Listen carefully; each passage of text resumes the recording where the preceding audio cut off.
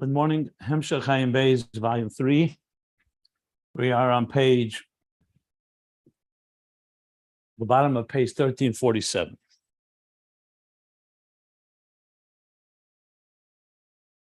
So yesterday I gave a longer overview and review and summary of essentially the last 450 pages from when we last read and learned about the words of the Magid that this whole section Ayin Beis is based on. And we went back to reading the actual language of the Magid and the Rebbe Rashab's explanation. And briefly, what we learned was that in the vision of Yecheskel, where he envisions and sees Atzilus, Adam Elyon, ala Kisei. Actually, he sees it in the world of Biy'a and Yetzirah, but he's seeing how Atzilus manifests in Biy'a, because the vision of Yecheskel was the Merkava of Yetzirah. Sometimes it says Biy'a. So he sees Adam Elyon is the divine structure of the 10 spheres, which is, like he said, Yisrael Ola b'machshava, how God imagines the Neshamas Yisrael before they are created, imagines them just as he envisions existence, but existence is with a purpose, is a means to an end. Existence is the house he wants to build, the art he's creating. But for what purpose? Is that Yisrael, the Neshama, should come into this world and fulfill the kavanah, the purpose of creation, which is to make a dira b'tachten. So that Adam Elyon then manifests in Biy'a, in the world Elam HaKisei, the world of the throne, sitting on the throne. And there he saw an onon, a cloud, which he explains, the Rebbe Rashab explains that the Magid is saying that's the chashkus, the dark cloud reflects the parsa, the partition between Atzilus and Biy'a that conceals the divine and reflects the concealment as it goes lower and lower from the highest levels going downward, continues to diminish the light. And that's why it doesn't come easily. A person should be able to have islavus before he comes to daven and pray with passion. First, he's in a state of concealment and darkness. Tzimtzum after tzimtzum, he said. And then a kudus had a shimud, where it all gets concealed, and then goes level by level, all the way into the kelim of Atzilus. From the kelim of Atzilus, which is already not the etzem, it's already gone downward, it gets even more concealed. And then in Biy'a, the kelim continue to expand and broaden and multiply, and the gets more diminished, to the point that it's no longer iyu v'chayui v'garmu yichad, because now we're dealing already in Biy'a, so it's already become an independent identity. And the same thing with neshamas. The neshamas and Atzilus, they're like the Adam Elyon. That's where they're aligned with how God envisioned them. But in Biy'a, it's dmus maram. It's only a likeness, and that's why the neshamas of Biy'a don't begin Aveda with Gili Er. They have to work their way up, because on their own, the divine is not completely revealed. And that's the work, is to remove the concealments. I'm literally just reviewing what we learned, and should transform the Simsum, and through that, there should be a Gili Er revelation. And then continue to grow and climb the ladder.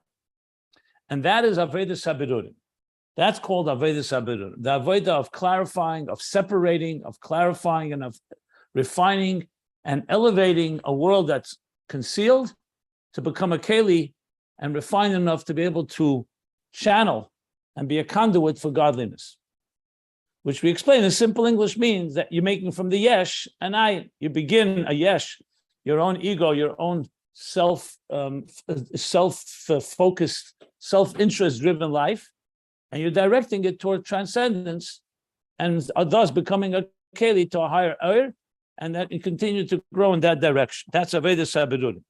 So tachlis Avedisam levader lezachich nafshe levader kol dvarim shem, to clarify, separate, and refine his own nefesh, his own psyche and spirit, and to all the matters and affairs of the world that he's involved in. That they should all be aligned to the kavanah elokis, to the divine purpose for which they were created, and through that they become kelim to the er eloki, and through that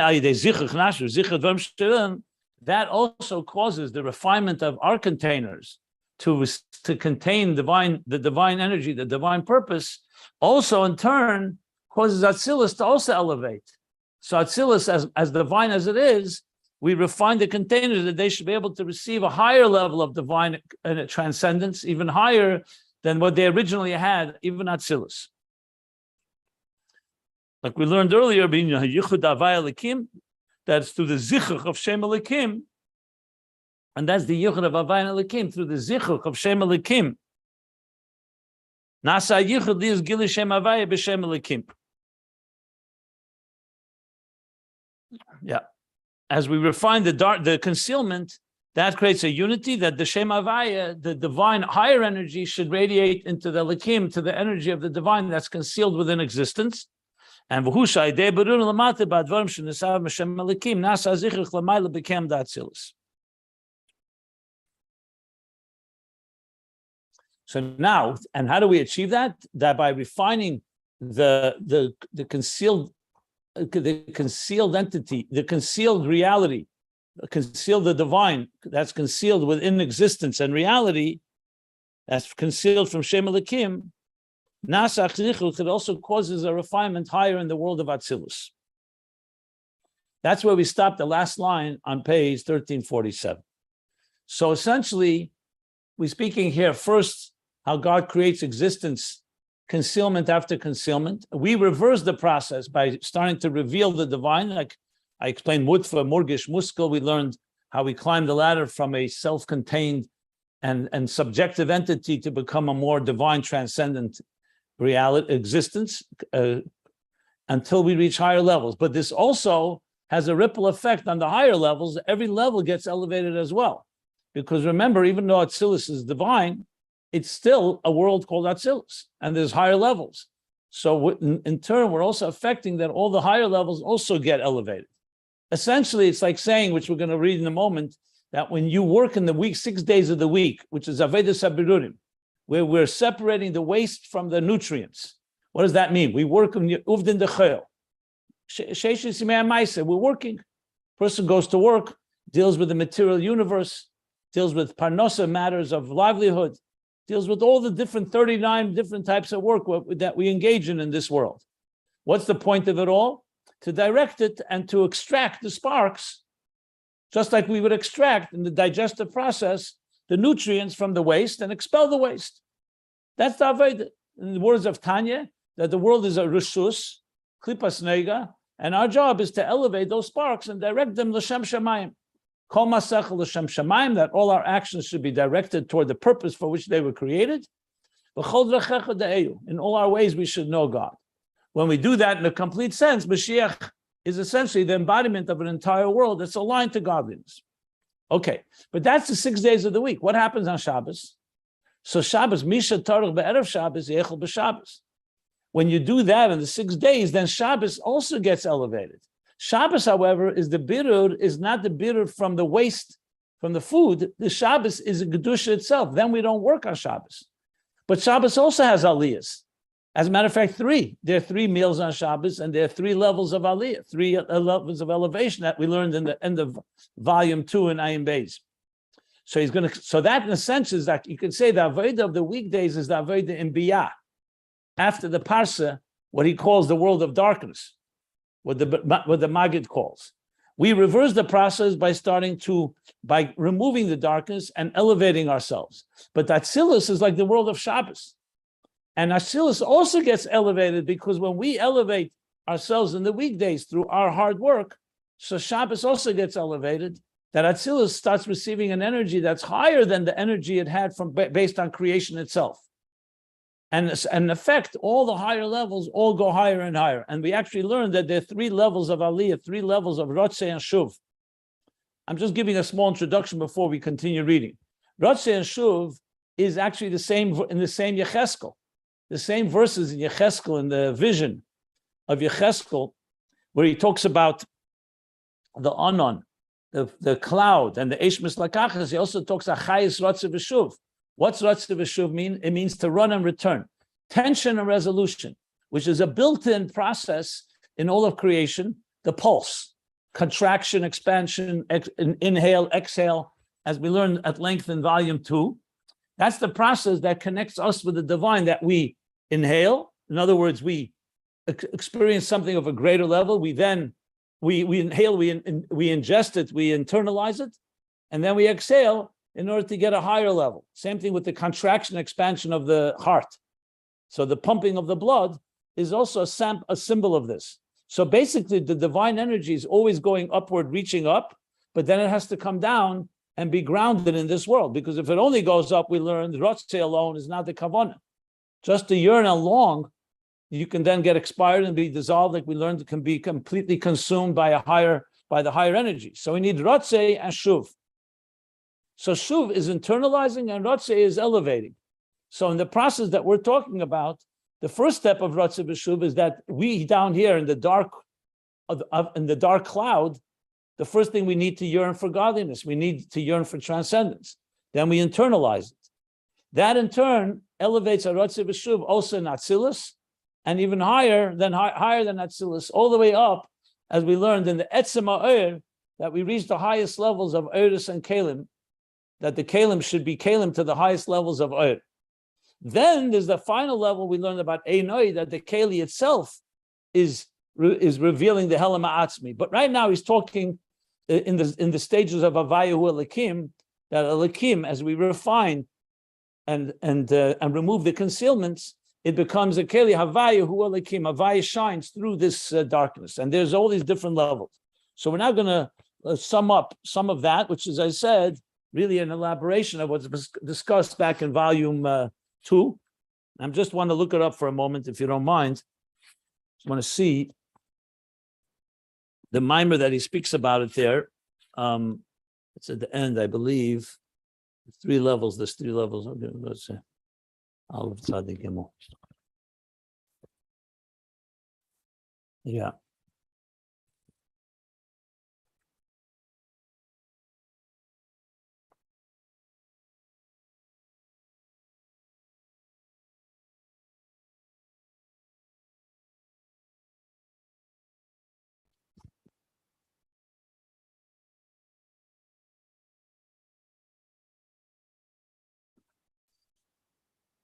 I was just thinking about the 3 levels of Ratzeh. Is it connected like to the 3 levels of sweetening the water? I'm not sure if you could say that. I have to think about that more.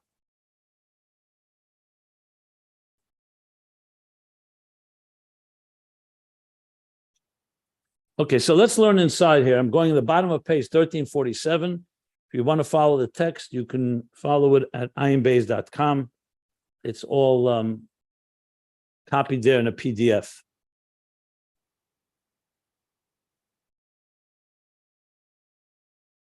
Okay.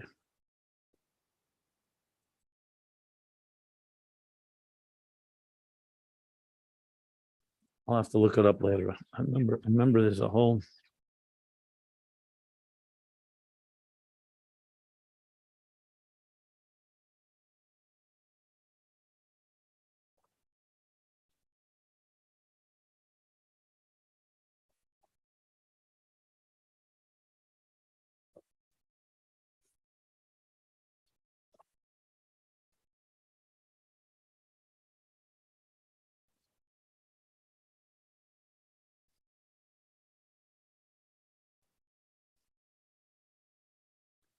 I'll have something.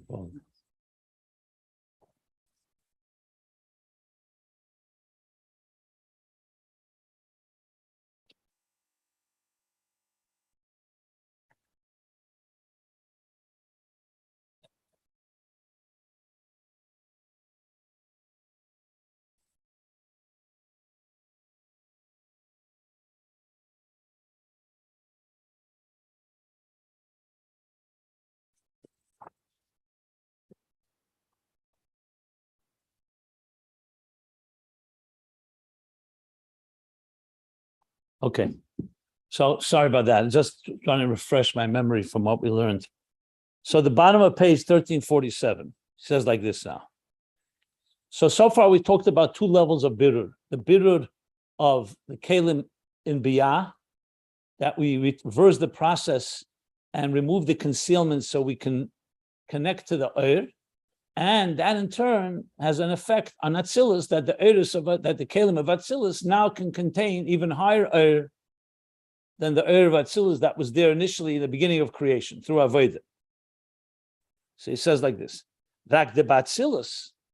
Now these two steps, he says, Atzilus, however, who bitter echel mitech echel. The bitter in Atzilus is not from waste food, nutrients from waste, or waste from nutrients, both types, it could be either way.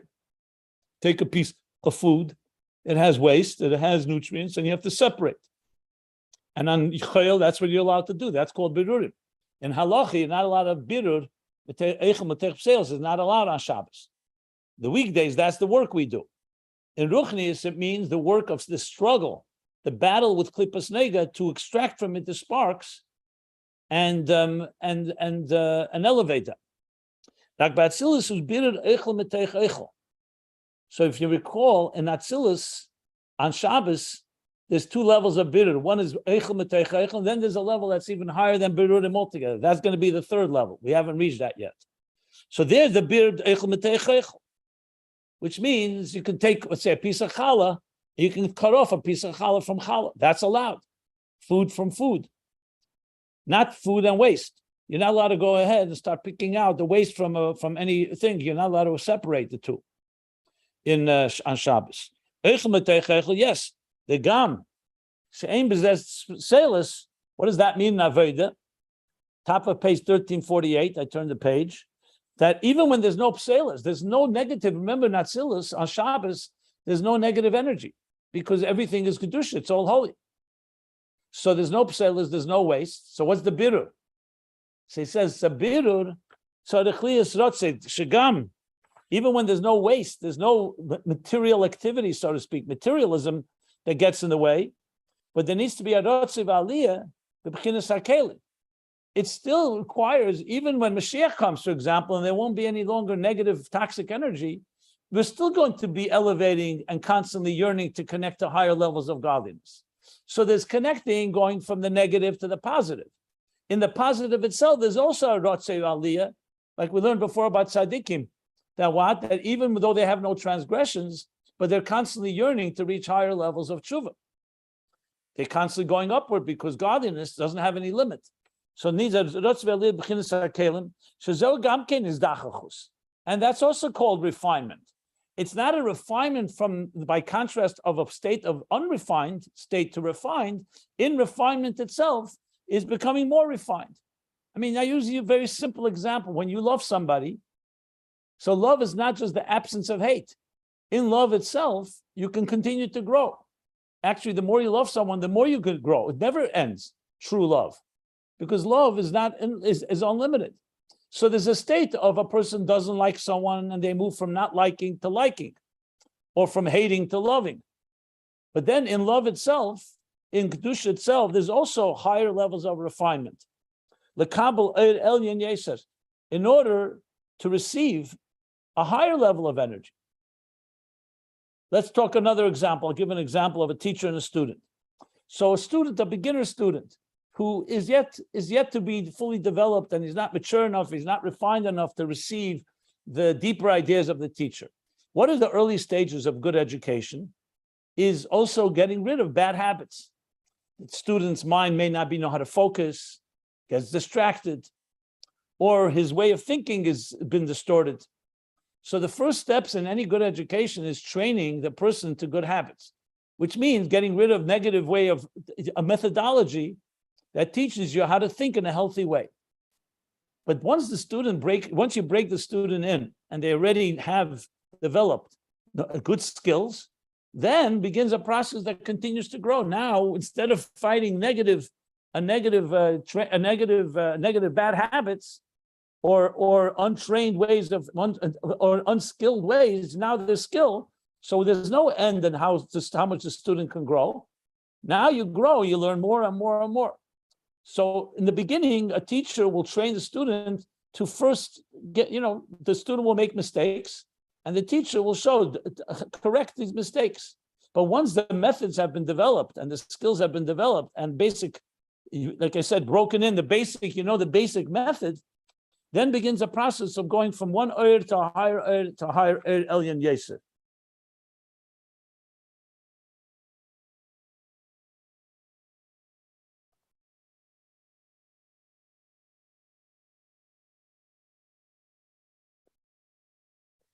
And now he spells it out in detail, more detail. So the yesh gam kein rotzei b'ha'oyer, and now there's another element of rotzei. This is a rotzei in the kelim of Atzilus. So we have the rotzei in Biy'a, which is the kelim of Biy'a, which is separate and a state of darkness, and you've moved from darkness to light. Okay. Now you've elevated, the next level is the kelim of Atzilus of now receiving higher levels of light. But now there's a third level, the Oyer itself. The Oyer itself, not just the kelim, the very Oyer is also in a state of rotzei.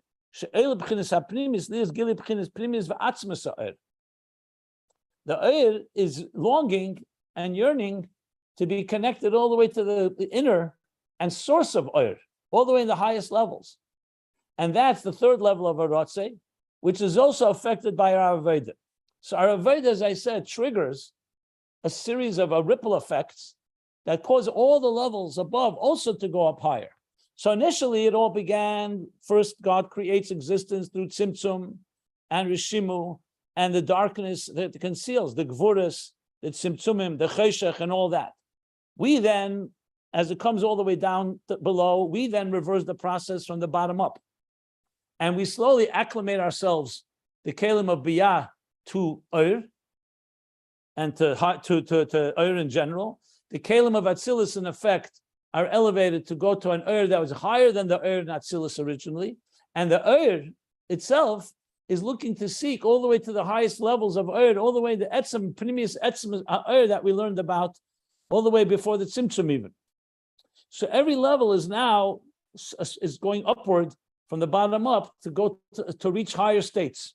And all that's included in Havaya Hu Alekim, as we'll learn in a moment. The Kol Zeh Hu B'Seder V'Adravka Momata L'Mayla. And all this is in an organized, systematic, step-by-step, progressive approach from the bottom up. This is how you climb the ladder, how you retrace the steps that we've talked about many times, from below all the way going upward. The Tchila Ubchinas Rotzev V'Shuv de Biy'a. In the beginning is a Rotzev V'Shuv, a yearning, a longing, and a Shuv as well, because it also has to be grounded. So there's a Rotzev V'Shuv of the world of Biy'a, of the Shezeu HaZichur de Biy'a, Li Es Kelim El Ha'Oyer. That's the refinement of the Biy'a, the world of Biy'a, where there's darkness, where it's not purely divine. There's a separate identity. It should be a keli that we should become, that Biy'a should become kelim el ha'oyer, hanimsha b'chinas hashuv. And here the oyer, as it's a keli to the oyer is transmitting shuv. So so here what we have is let's see here, that the zichur Biy'a is kelim. Yeah, the zichur Biy'a, the kelim to the oyer, and the oyer enters into the keli. So you have a rotze and a shuv here. But achar kach, step 2 is rotze v'shuv b'chinas hakelim da'atzilus. The rest of the kelim of Atzilus, which are like the level of kedusha itself, of eichel itself, of holiness itself, and godliness. So the rest of b'chinas hakelim d'Atzilus, b'chinas ha'oyer, b'chinas hakelim d'Atzilus, and b'chinas ha'oyer, which is the third, the level of oyer that we said. So the kelim of Atzilus elevate to get a higher level of oyer, and the oyer elevates to get even a higher level of oyer as well. Okay. V'zehu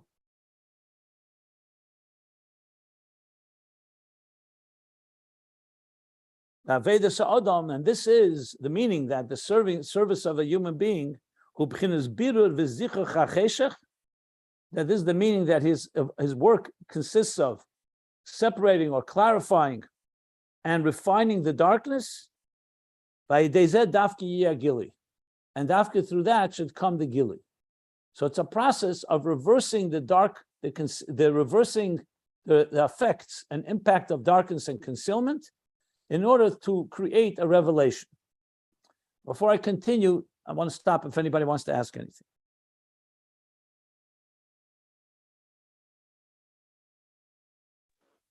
Yeah, I have a question just on the very last, half sentence.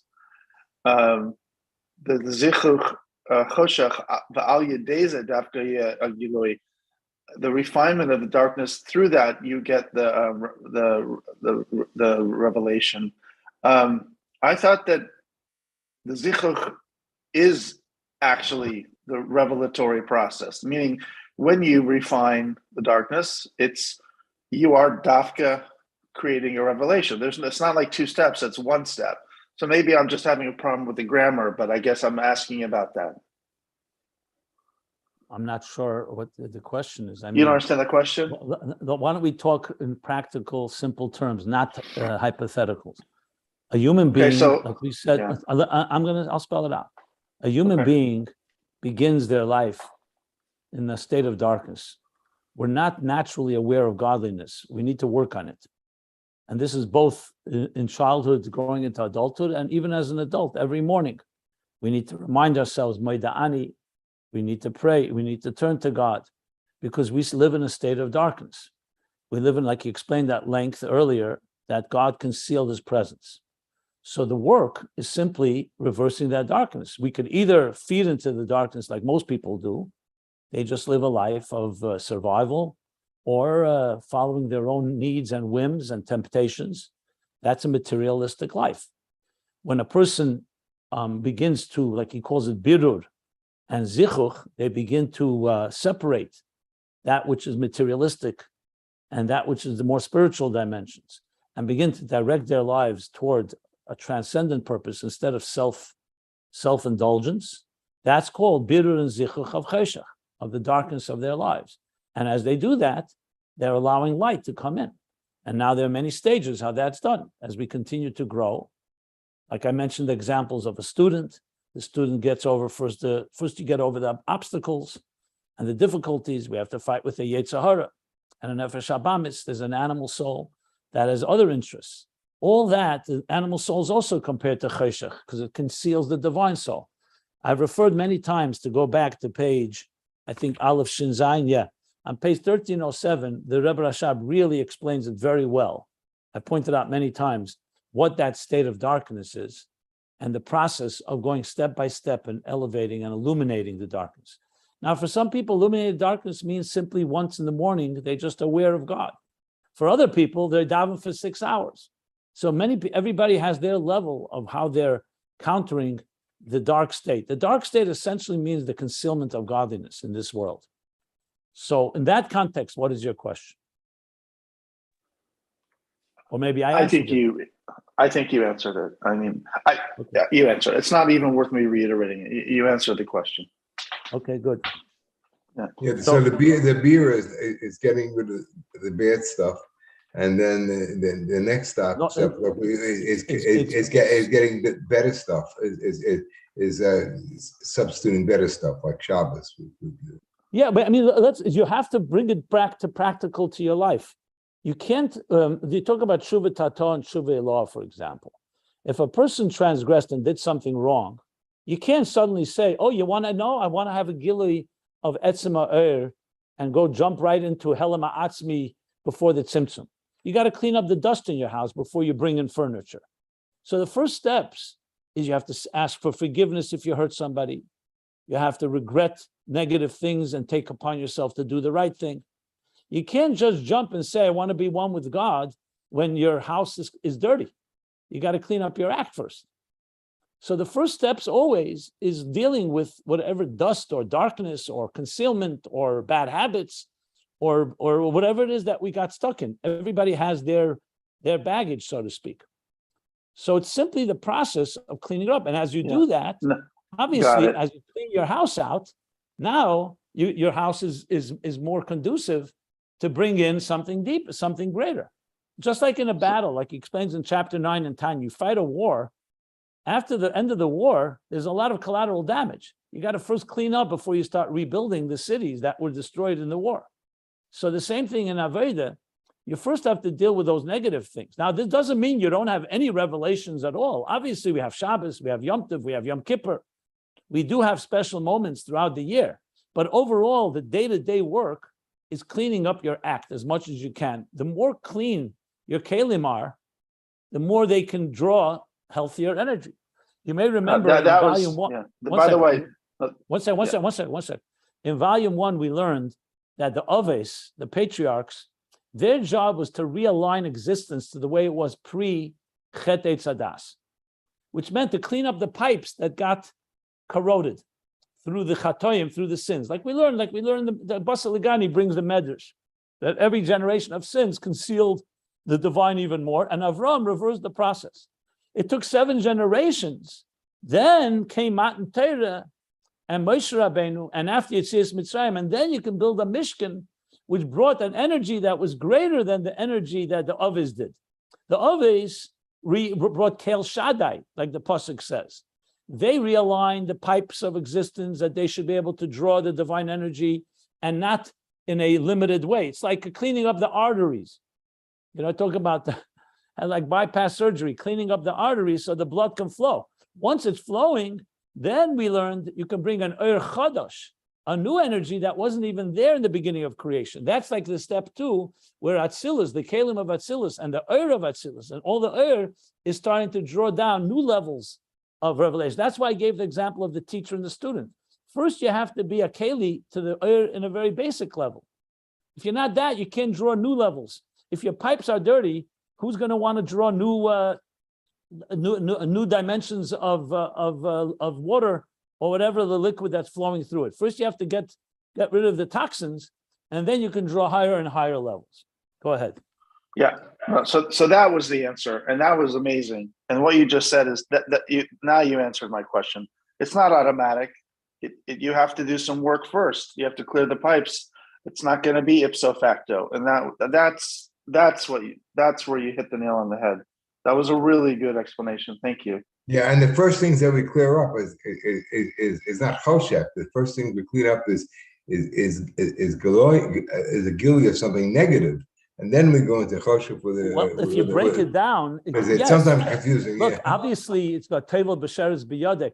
Obviously, if you're doing something right now that's sinful and transgressing, you can't suddenly say, "Hey, you know what? I want to be mamshecher," because the Torah tells us it's just like, it's to use a medical example. If a person, God forbid, ends up in a hospital, and they have their some real serious problems going on, you can't suddenly say, "Hey, you know what? Why don't you give me some vitamins for me to become far healthier?" First, we got to clean up the problem. We got to stop the bleeding, and we got to stop the injury, or somewhat neutralize it at least. And then once the body is stable and out of the emergency, then you can say, okay, now let's start exercising. A person has a stroke, he can't start exercising the day after a stroke. You have to first deal with what the issues are, the blockages or whatever it may be, and then you start building. And as a person grows, that's called rehabilitation. Then to the point they can get stronger than they were originally. I mean, there are so many examples. There's almost anything in life has these examples. What's the process of going from a let's call it an injury or a damaged situation or a compromised situation to a healthy one? Look, let's talk in counseling. You counsel a couple that is bickering and fighting with each other. And if you say, hey, why don't we just go back to the night you got married? How beautiful it was. Yeah, and say, let's just go back from scratch. You can't really do that easily because there's a lot of water under the bridge. It would be very nice to do that, but it doesn't really work because things have happened. Damage has been done. Let's say there was a betrayal. Let's say there was a disappointment. Let's say people hurt each other. I'm not even getting into who's to blame. That's not the point here. The point is that first you need to stabilize it. You have sometimes a couple don't even want to talk to each other. So you're going to say, let's just go back to the point in Gan Eden where Adam and Chava met and your two soulmates connected to God. That's beautiful. That's definitely what you're aspiring to. But first you have to work it through on lower levels of let's just get a communication going. Let's just say hello to each other. And once you do that, you can start creating more goodwill, more trust, etc. So I'm just giving examples. The same ideas between our relationship between us and God. It's nice to say. Now, of course, there are times like Yom Kippur, or other times we said Shefer Gadol, that God, in His grace, can send a power that wakes somebody up from their very darkness, like we talked about, from the distress. And we're not negating that possibility. But in regular Avodah, you don't wait till you hit rock bottom and start crying for help. You try to get your act together on every day as best as you can. Then there are the stages where we have that, what we talked about, the Einoid, that the darkness itself gets transformed. But that does not negate Havaya Elokim.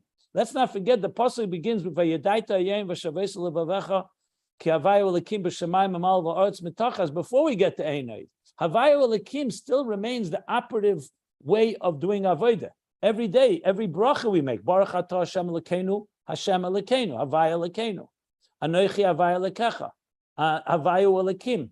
We constantly referring to Havaya and Elikim because we're constantly dealing with this so-called tension and trying to create a balance and a harmony between a darker state to a more divine state. And that's part of this process. That's why it says it's step by step by step going upward. L'mata l'mayla. It's a beautiful elaboration. Thank you. That was Chassidus applied at its best. Really good stuff. Thank you. Thank you very much. Sure. That's what I'm here for.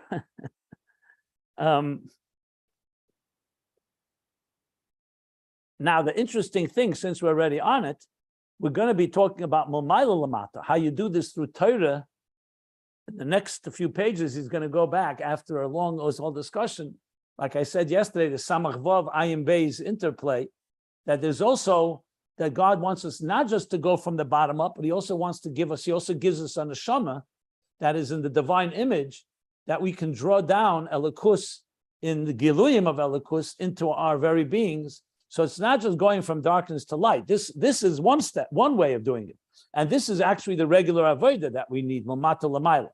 But there will be a discussion of Mamaila Lamata. Just keep that in mind. And we've already discussed it to some extent, because relatively speaking, remember that even the Mamata Lamaila of a Baal Tshuva is different than the Mamata Lamaila of a Tzaddik. They both go from the bottom up, but ultimately a Tzaddik is really top down, even when he's dealing with a Yesh. It's still ma to ban, not ban to ma. Just to point that out. But we'll discuss this more as we go along. Right now, he went back to the Mamata Lamaila step-by-step process. So let's read it again. The Kol Zeh B'Seid V'Adragadaf Mamata Lamaila D'Tchilu B'Chinas Hashuv De Biy'a Shezeu Azichuv De Biy'a Aliyas Kelim El Ha'or Animshav B'Chinas Hashuv. Okay, so that's V'Achar Kach Rotz B'Shuv B'Chinas HaKelim D'Atzilus. And then Ubabchinas Ha'or. So then in Atzilus itself, there's the Rotzi B'Shuv from to higher levels of Or and even higher. And as I said, the Ovis and the Matan Torah is a very good example. The same thing, by the way, Golus and Geula. All these years of Golus, where in the 9 days, there's been a work of bottom up. We're working in the darkness of Golus. We don't have the Giluyim of the Beis HaMikdash, the revelations. And yet the Mesiras Nefesh and the efforts and the sacrifices and the mitzvahs that we've done have refined the world from the bottom up in a very profound way that earlier generations could not accomplish. But ultimately, once the Golus is over, what will happen? It'll be, they put the Aleph of Geula into Geula, and when the Geula comes, will be now that the Kelim of Biy'a have been refined. So now you can start drawing down higher levels of Ur that come from the Geula, which is also endless, going higher and higher to the highest levels possible, which is ultimately the ultimate purpose. Okay, that's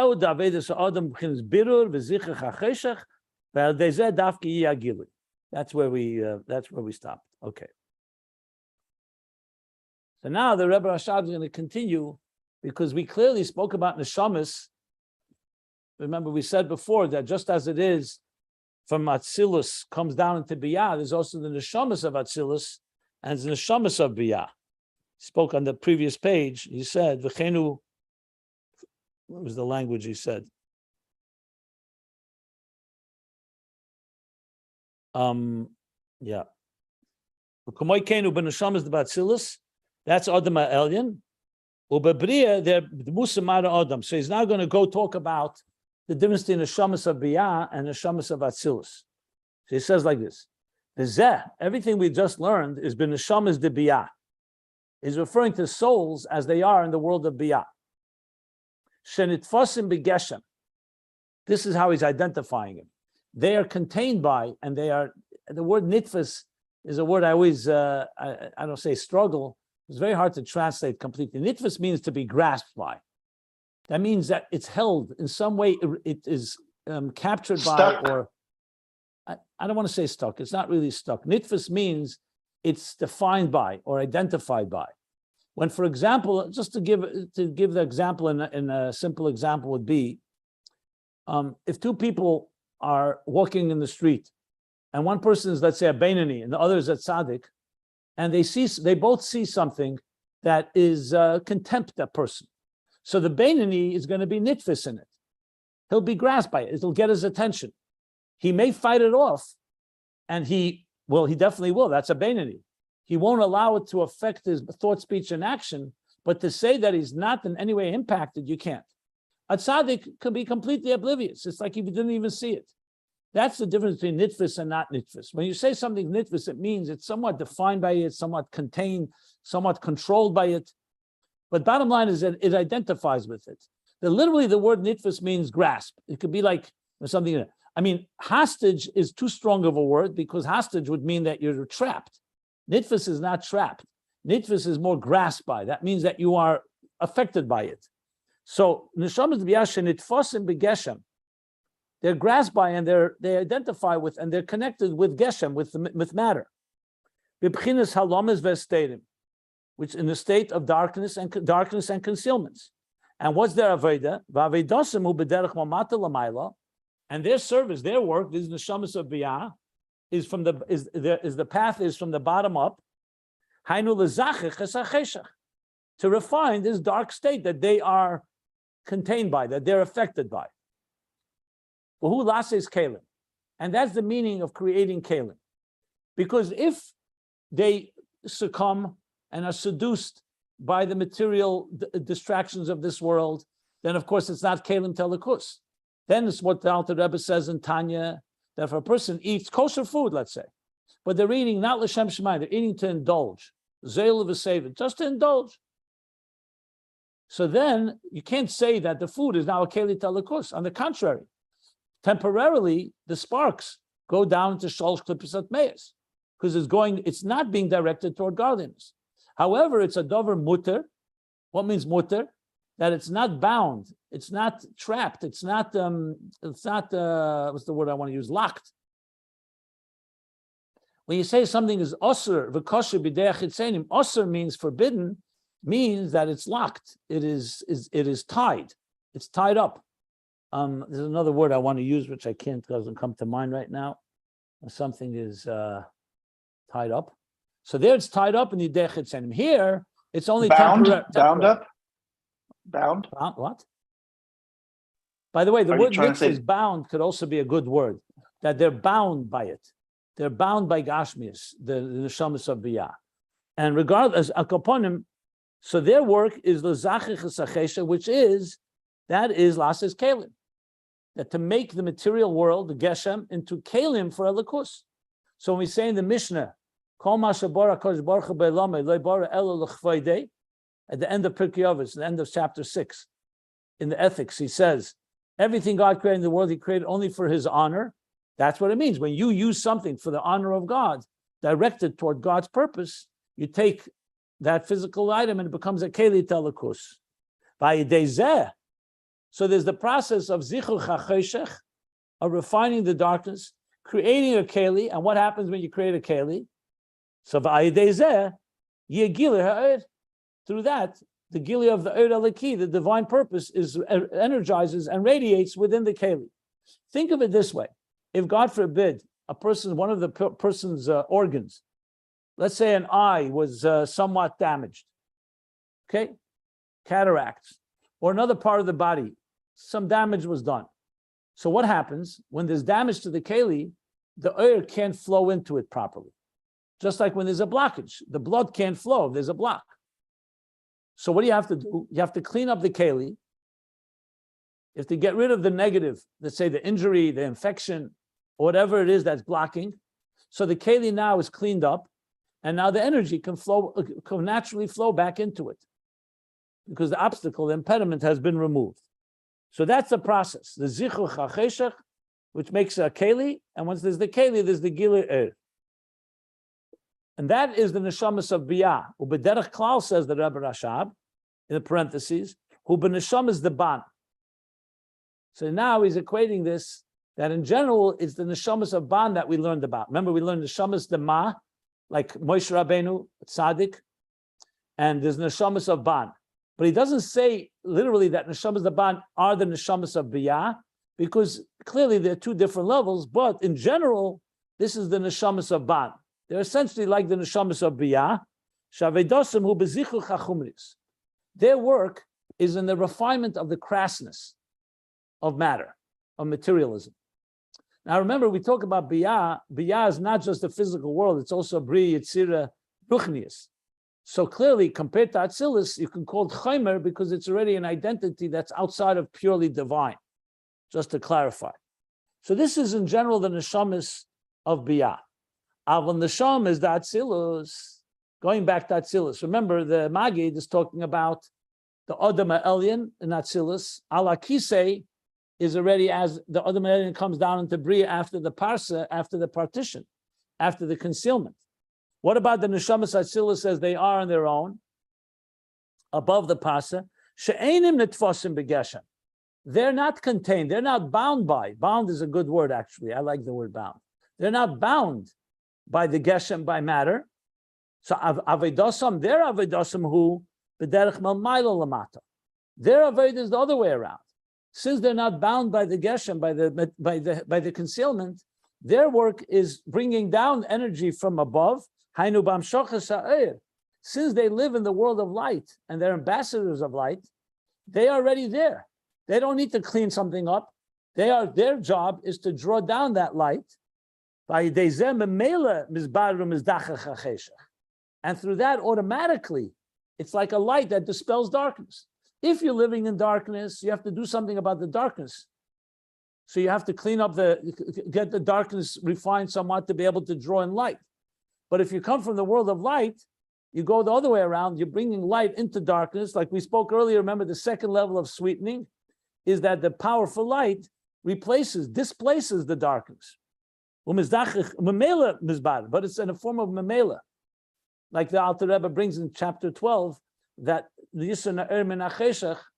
that light automatically dispels darkness. It doesn't need any effort. In the parentheses, he adds, just to connect it to what we learned earlier, to the point, not only does it dispel the darkness, but to the point that actually the cheshach itself becomes oyer. But all from the top down, from the outside in, so to speak. Not from within, but from the mamayla lamata. And by neshamis elu, by such souls, chilas aveda who beginners gili ha'er. Their service begins, their beginning of service is gili ha'er. Remember, the Magid said that when you talk about neshamis of Biy'a, he said it's onon ve'esh mislakachas. The mekedim achashchus sheda ba'adam. I'm reading from the Magid from the previous page. That he cannot daven with a passion. And he needs to first cleanse and clarify and elevate himself to the point that he comes to a fiery passion. By the tzaddikim, it's not that way. It's the other way around. By them, the aved is gile'er. And from there, they bring it downward. But in the parentheses, the Rebbe Rashab, remember we spoke that a tzaddik also has tshuva, and just as a Baal Tshuva also has a tzaddik in him, Shema. So in the parentheses now, which I'm going to stop now before the parentheses because it requires its own focus. The next parentheses, which is around 7 lines, 3, 4, 5, 6, 7 lines, he's going to say that in the Neshamas Atzilus itself, there are some Neshamas that do come down and are affected by the darkness. So he's going to qualify that in Atzilus, you also have Neshamas Atzilus, even though in general it's Mamayla Lamata goes from that light is radiating darkness, but he's going to say that there's also those that come down into the Guf Chumri, and he's going to qualify and explain exactly what that is. Certain Neshamas that are affected by the darkness as well. This would simply, as we're going to learn, this is like, for example, when you find a tzaddik who, let's say, the Frierdiker Rebbe was a tzaddik, but he was imprisoned, or the Alter Rebbe, or others throughout history where they were affected by the enemies of God. So you can't say they were just completely erred. They were impacted, but as he's going to explain, they're not trapped by it. It doesn't control them. So he's going to explain about that. I think we should stop here because that requires its own, like I said, its own explanation. So I'll stop before the parentheses we're going to qualify in the Neshamas Atzilus itself. Again, the Rebbe Rashab's thoroughness, where he covers all the bases, all possible scenarios. So we're coming closer to, as you'll see, the end of the paragraph is a parenthesis with a star. That's the end of the parentheses that began 452 pages ago. So we're coming literally to the end of the parentheses. As I said, it's kind of exciting when you come to the end of a leg in a journey. But okay, any questions?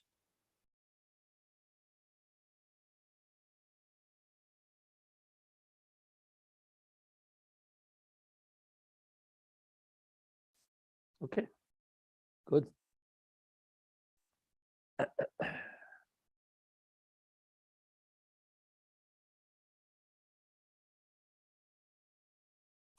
Okay, so we stop here before the parentheses on page 1348. Before the line that begins before the parentheses.